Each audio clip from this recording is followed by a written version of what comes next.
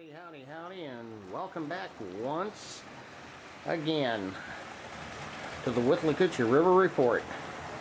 A report where you'll be highly offended by my compelling rhetoric.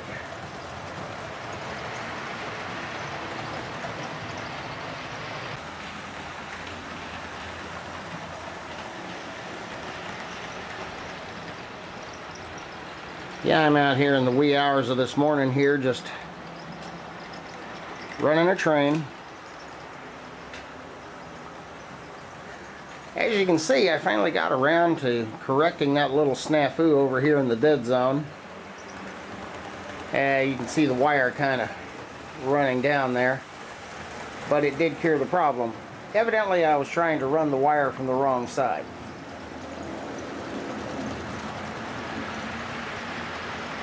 Yeah, I was out here yesterday morning just running some trains and, you know, kind of test running all the old engines since I had been so long in getting out here.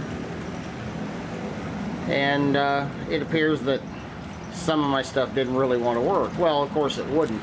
After it had been sitting a long time, it wouldn't want to work right. Everything worked except one engine.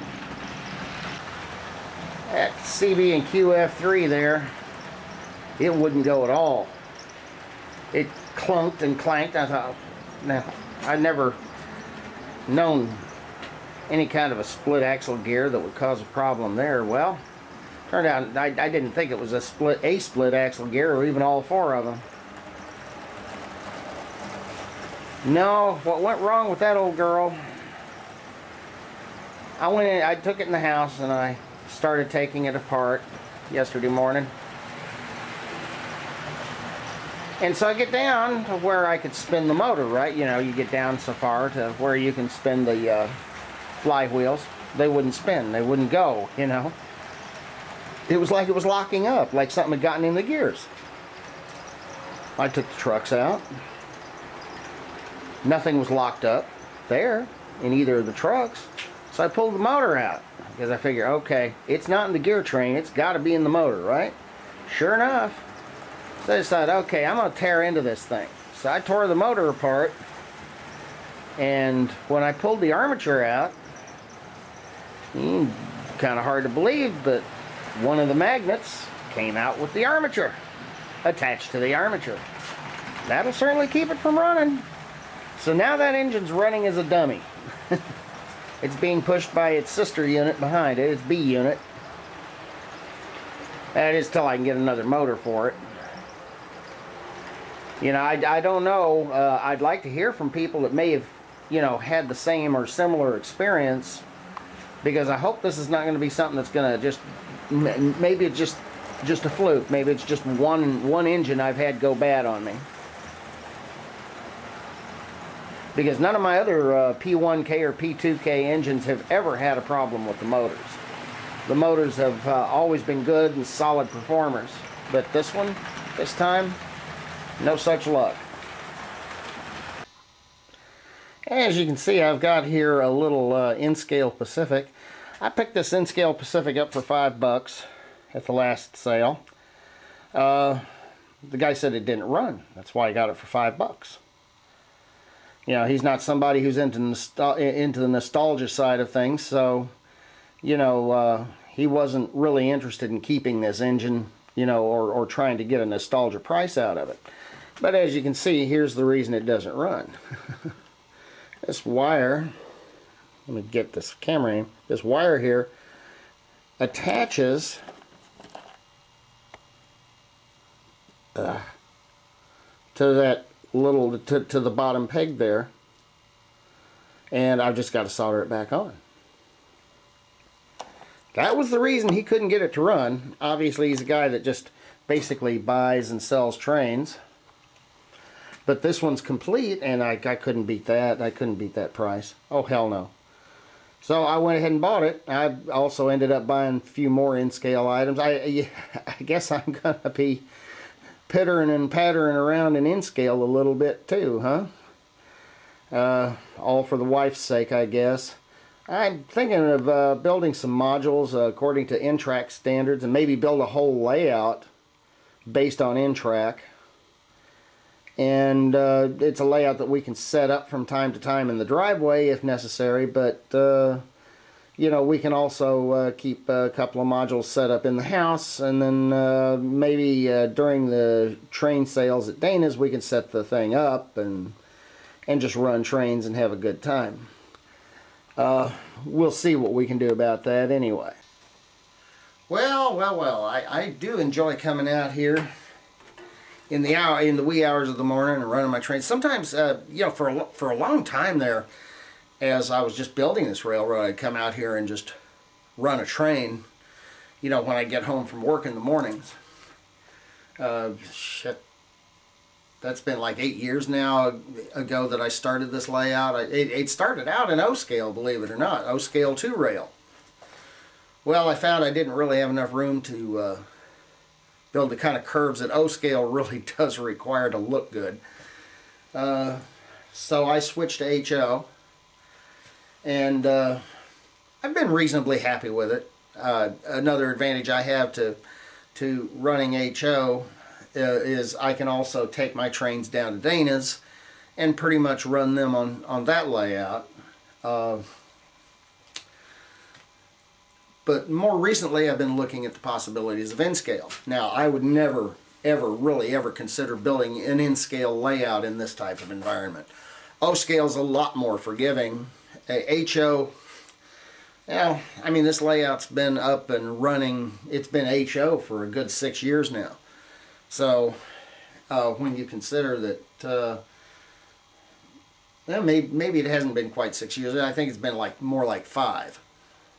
But when you consider that the environment that I have to deal with out here, it's a constant chore to clean up the railroad every once in a while. I have to vacuum it every once in a while, get the dirt and the leaves and stuff that just come in into the building and stuff like that. I mean, I've actually considered tearing this layout down and building it in the house somehow, somewhere, some way. That'll be fun. Of course, now the wife is wanting her N-scale. She's kind of pushing for her N-scale railroad. So, I mean, last payday at Dana's, I actually bought N-scale track and a few other items. We've been collecting N-scale rolling stock and N-scale locomotives for well over 2 years now. Started when we had a guy there at one of Dana's sales a couple of years ago. He was looking to, I was looking to buy him out, and he sold out to us. I ended up paying $20 more than I expected. Somehow this guy was really good at, you know, rooking you up, but we got pretty much our money's worth out of what we got. We sold off some of it because, you know, some of the stuff was just crap in our opinion. We didn't really want to keep it. But others may not consider some of that stuff crap. The wife had, that same day, the wife had bought herself an Arnold GP9. Now, for those that are not familiar with the old Arnold GP9s, they were really very high quality engines for their time. They were put out by Arnold Rapido. Yeah, that's right, the same people who gave us the Rapido type coupler. And so I tend to look for the older stuff, the junkier stuff. I also, at this last sale, picked up two N-scale Bachmann N-scale Northerns. One of them for $10. Brand new engine. But he had it out in the sun and it had melted the boiler shell on it. Well, I just ordered a new boiler shell from Bachmann for $12. So I'll be getting that soon enough. I just got word from Bachmann, I guess it was yesterday, that the boiler shell's been shipped. So that's a good thing. I'm looking very forward to that. And I picked up, from the same guy, I picked up one of his $50 Northerns for $30. So, and it was a much newer model.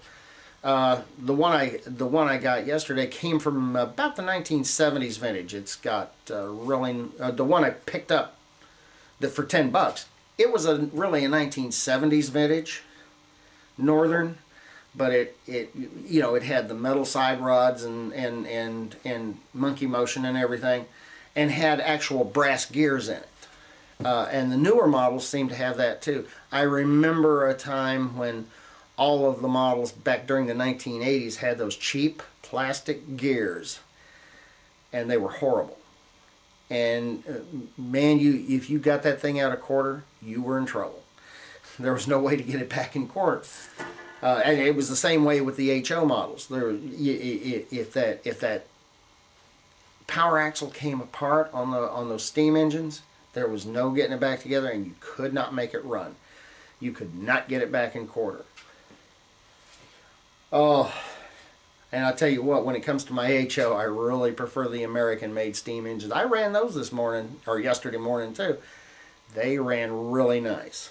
So, you know, taking that into account, that they ran really nice, and you know, even though they've been sitting for well over a year, I didn't run them all. I only ran a couple of them. I ran my my Bowser consolidation and my my modified Mantua Mikado this morning, or yesterday morning.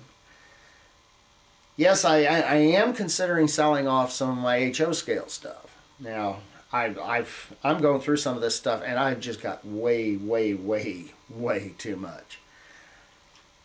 I don't see any reason for me to take and repaint some of these cars, some of these cabooses. Like, I've got a collection of cabooses. It's kind of unbelievable, actually.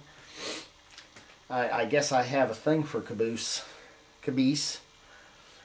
But, you know, then I start looking through my cars and stuff, and I start thinking, you know, when I bought these, I really liked them, and I still like them. So, you know, it's that little thing of, do I sell or do I not? But I think soon enough you may see some of my old stock up on eBay. And yeah, some of that money will probably go to new HO stock or in-scale stock. It doesn't much matter. It's just mad money. Oh, you noticed the haircut? Yeah, okay. Yeah, I kind of got tired of, I decided to go low maintenance. So, yeah. Now everybody tells me how great I look. Hey, chicks like it. Okay. Well, if the chicks like it, I can go along with that. Anyway, until next time, happy railroading.